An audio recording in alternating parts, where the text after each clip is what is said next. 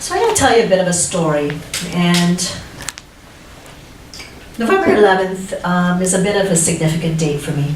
It's Remembrance Day for most Canadians. 2009, I was walking down the street in Toronto, where I consulted for a lot of years. And it was beautiful. It was one of those, not unlike what our weather's been like this year. Amazing. I was dressed in my favorite black silk suit. I was walking around in Toronto. I'm always amazed by all the sights that I see when I'm there. I could hear the bustling of the city and listen to everybody just chit-chattering as I walked along the street. I'd gone to a corporate meeting, and this particular client has been difficult for a lot of years. But this meeting went really well. So my colleague walked out the back door, and I walked out the front. So I'm walking along, feeling pretty good about myself. And as I approached, I think it was a young man. I think he had a white hoodie on, I'm not so sure. Within a second, I heard some mumblings, and then I heard a boom. That was against my cheek. The next I woke up, I think he was an angel, but I'm not so sure. He had the most beautiful blue eyes, and he said to me, "You're gonna be okay." So I want to tell you a little bit about that statement and how true it became in my life. I don't know if you can relate, but have you ever looked at people sometimes and their lives look awfully shiny? Like everything's together. Well, I'm going to tell you a secret. That was my life. I had the success as an executive. I had an amazing 8-year-old boy who today makes my heart sing. My yoga baby. I had great relationships with both sides of my family. And my marriage was pretty darn good if you looked at it. Beautiful couple, lived on a cul-de-sac, luxury cars. We had the works. So, you're wondering why I'm telling this story, but I'm going to let you know why. In my head, I was keeping some things away from everybody. I was in a marriage that was falling apart. But did I tell anybody? Absolutely not. I'm going to let you into the inside of my thoughts. I thought, well, he came from a great family, not like mine. He loved me. How often do you get soulmates? Well, my parents sure didn't have that bit. And he didn't see anything as a child. My goodness, what makes me think that things were going to be better for me? So, you're probably listening to my story and wondering, what happened? Well, unfortunately, the secret that kept me there started from when I was really, really young. I grew up in a little island of Trinidad and Tobago to two people that loved each other. I know they did. But guess what? They had 6 kids by the time my mom was 29. Did my dad hit her? Absolutely. Did I witness it? Absolutely. Was my dad unfaithful? Absolutely. I have memories of me and my siblings huddled next to each other in a bit of a ball trying to comfort each other. Remember, my mother had all of us by the time she was 29. All 6. 10 years. From the first to the last. So on November 11th, what happened to me?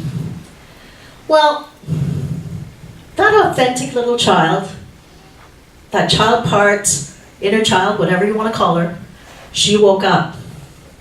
Because I had the red flags all along. But did I listen? It didn't fit. Yeah, so he came home late once in a while. Did he treat me badly? Well, not really.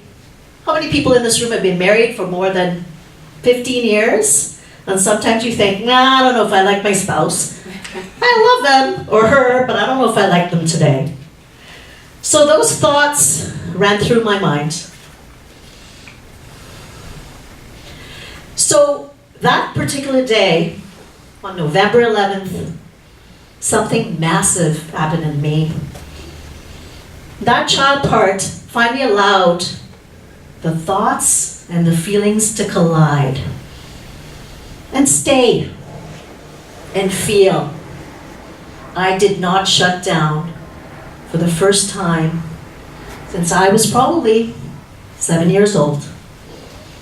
So what did I do to make those changes?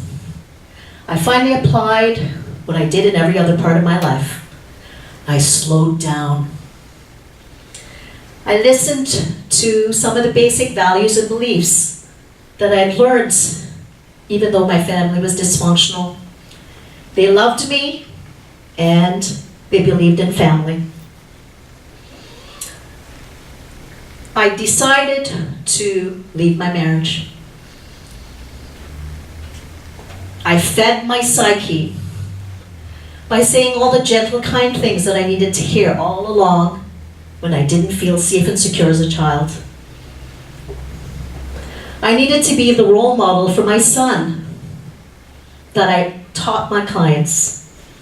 So here I am, the successful woman in business, but was I living my truth? So as the universe would have it, on that particular day, when I was laying on my back, looking up and wondering, why now? I recognized the power of the emotional part of ourselves. It can be ignored for a while. I would say 25 years, maybe. With the first 15 years, pretty good. Pretty good. But not so good when our son came along. So, unfortunately for me, what happened is it took being physically knocked out.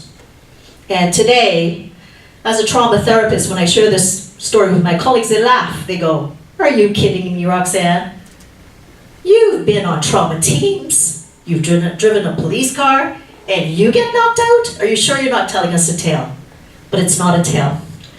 So in my recovery, as I went to the police, the first person that popped into my head, as I talked to the Barbadian police officer, I said, "Can you take a picture of me here? Because I need to send it to my son." Because I needed to let him know so that some guy on the street, who she did not know, kind of popped Mummy in the mouth. And she looks like Angelina Jolie. So that he could realize that I was all right. So my biggest motivation, as you can tell, is my son RJ. I started to act as the role model that I wanted him to see. It's one thing to say, I've been through things, I can be shiny and bright on the outside, but really, what was happening on the inside? When I sat on my back and I started to recover, as the dentist realigned my teeth a bit at a time, and as they sent me into the CAT scan, there was one trickling tear that rolled down my cheek. What happened was, I thought, or should I say I heard a voice that said, "You're not alone. Be brave. You're not alone." So I share this story because I feel I need others to know that shiny and bright on the outside is a disservice to what's on the inside. So I'd like you to think, if you're committed to creating relationships which shows the shininess on the outside as much as it's on the inside, please book a free session, breakthrough session with me today. Thank you so much for your time.